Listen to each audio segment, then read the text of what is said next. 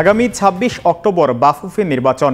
এই উপলক্ষে আজ তফসিল ঘোষণা করেছে নির্বাচন কমিশন।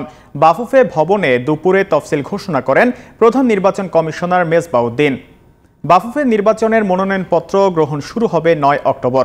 নির্বাচনে আগ্রহী ব্যক্তিরা ৯, ১০ ও ১২ অক্টোবর সকাল ১০টা থেকে বিকেল ৫টা পর্যন্ত মনোনয়নপত্র সংগ্রহ করতে পারবেন।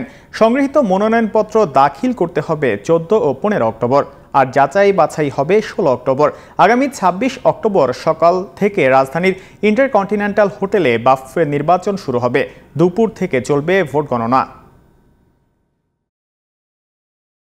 নির্বাহী কমিটি ভোটের তারিখ নির্ধারণ করেছে ২৬ অক্টোবর।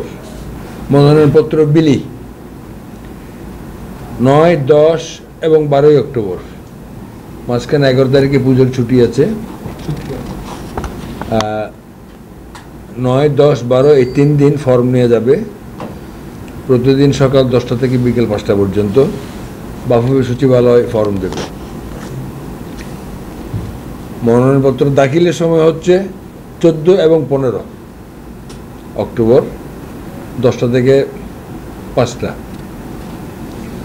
মনোনয়নপত্র যাচাই তারপরের দিন ১৬ অক্টোবর ২০২৪ বিকেল ৩টা থেকে যতক্ষণ শেষ না হয়।